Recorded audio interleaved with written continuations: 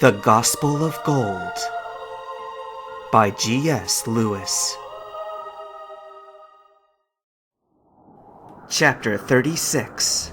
Friends and Foes Unsought. There was not much that Gold could say of the trip back to the mainland. Suicune ran smoothly and steadily enough, but sheets of blinding rain and ocean foam pelted them relentlessly. By the time the ride abruptly ended, Gold had long passed saturation point. So when Suicune suddenly bucked and threw him into the sea, he was baffled, but no wetter for wear.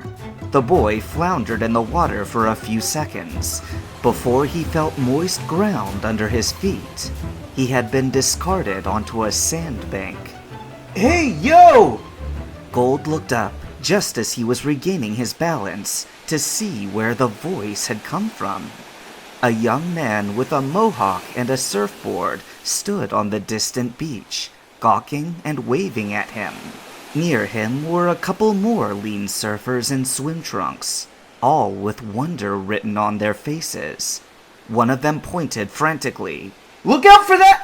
His voice was abruptly cut off in Gold's ears as a massive wave ambushed him from behind, sweeping him off balance again. He was carried tumbling in a rush of noise and confusion until he felt the scrape of rough sand on his cheek. When he had rubbed his stinging eyes and looked up again, 3 faces were gazing down at him, awestruck. "Hey man, you okay? Dude, you gonna let him lie there or help him up?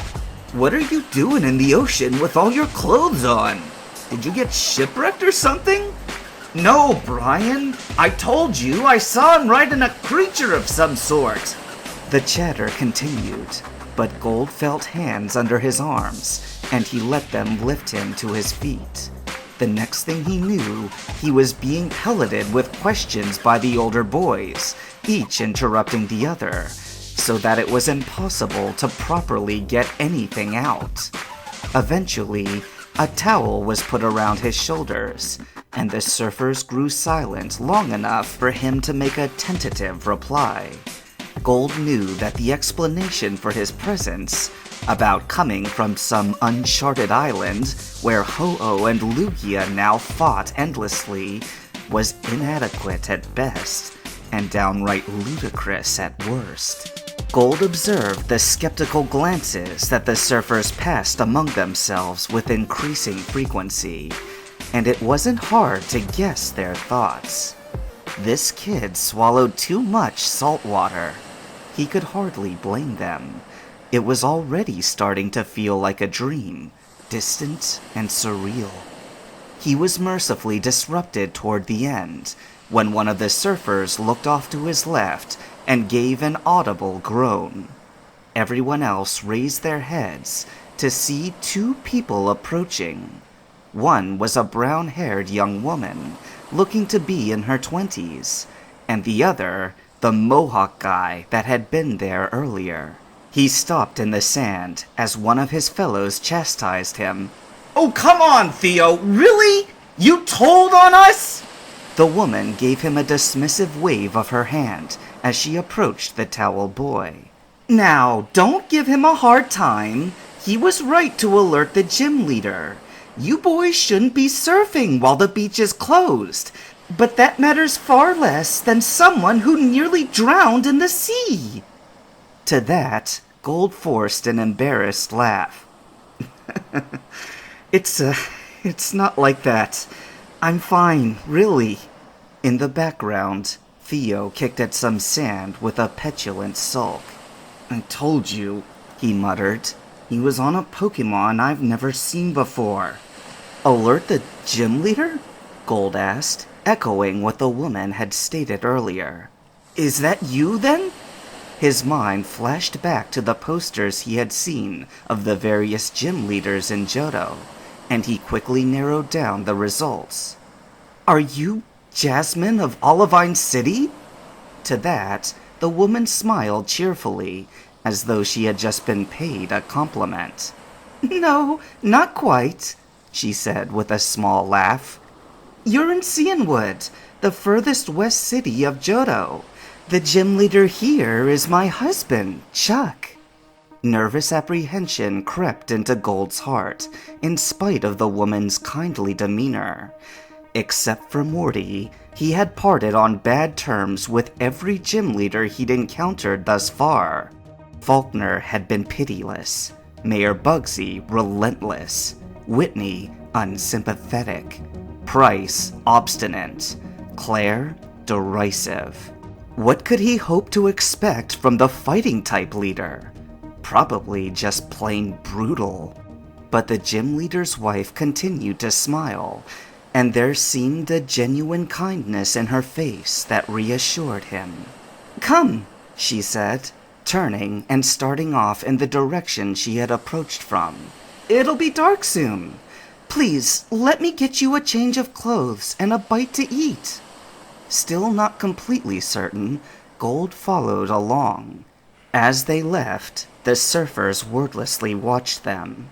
The young men would certainly have a story to tell tonight. Gold expected that he would be taken immediately into a coastal metropolis, given the sight of collective skyscrapers whose upper halves loomed just beyond the shores. However, by the time they reached their actual destination, barely 5 minutes had elapsed, and the city noises were still distant and muted. They were standing outside a Japanese-style structure, which was nearly as tiny as Kurt's had been in Azalea. It had no second floor, and probably no more than 4 rooms total within. As they approached, Gold could hear a loud, gruff voice issuing from inside. It wasn't directed at them, but seemed to be carrying on in conversation with someone. "That's Chuck for you," commented his wife, covering a smile. "He certainly has a voice that carries. You grow used to it in time." Gold gave the place an assessing look. "Is this Cianwood Gym?" he asked. The woman laughed and shook her head. "Gym hours are over for the day. This is our home. I know it's a little small, but we have no kids, and it's all we need. Most of our lives are spent at the Pokemon Gym anyway." She reached out and slid the shoji door to the side, murmuring a soft, "I'm home," as she did so. A scent wafted out from within, of cooking rice and meat stew. The man of the house sat cross-legged on the kitchen floor, one elbow propped on the low table, the only piece of furniture there. His back was to them, his attention dedicated to the visual phone upon the wall. Gold saw that the camera frame depicted another young woman's face, this one's gentle, but stricken with worry. As Gold muttered a quiet, "Pardon the intrusion," he caught the tail end of what she was saying in response to something Chuck must have asked her. "But I'm afraid the only thing I can offer is my advice. Since we're both using our personal numbers and not the official gym lines, our calls shouldn't be monitored."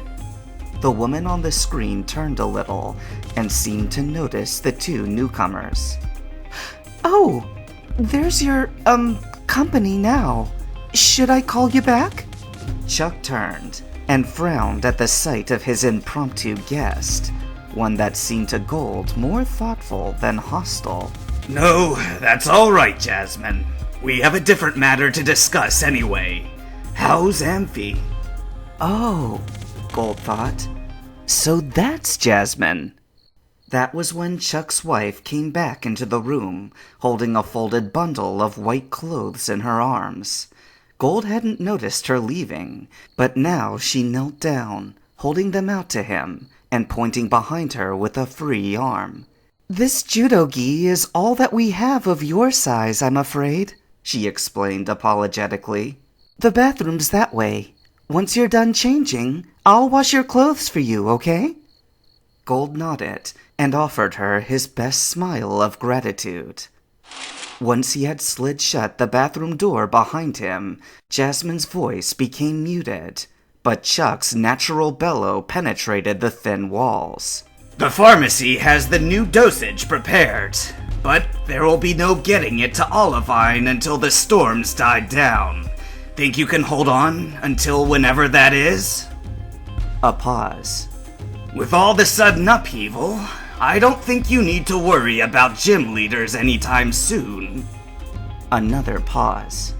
Oh, well that's not a problem. Go ahead and send them my way on the next available boat. It should buy you the time you need. Gold had finished changing by now, trying his best to listen over the shuffling of his clothing. Unfortunately, Jasmine's soft-spoken voice was simply impossible to hear. By the time he gathered his old wet clothes and slid back the door, Chuck was talking again. Then we'll just break off from bureaucracy this time. If I can't go, I'll send my wife. That shouldn't be a problem, right? I hope not, replied Jasmine, her countenance still laced with anxiety. Please, hurry! For Amphi's sake! Chuck reached out and hit the button on the screen to end the call. His wife bustled about, laying bowls and spoons on the low table, but she stopped when she saw that Gold had emerged. Here, she said brightly, I'll throw those in the wash. With that, she reached down and practically swept the wet clothes out of his arms. Oh, thank you. Gold heard 2 thumps on the tabletop and looked down to see Chuck watching him with scrutiny. The gi's a good fit, he grunted. Have a seat. Gold did as he was asked, kneeling on the floor so that he and Chuck were across the table from each other at head level. Do you have somewhere to stay tonight? Gold shook his head. Then you will stay with us and eat with us. It might have seemed like a command, given Chuck's rough voice, but for the return of his wife at that moment. Her feminine yin counterbalanced his yang and recontextualized the message as a kindly gesture. Gold could not quite get himself to smile, but as the woman began to lump rice into his bowl, he inclined his head gratefully. Thank you for your hospitality. Chuck nodded, and as his wife heaped a generous portion into his bowl, he muttered another thanks to her.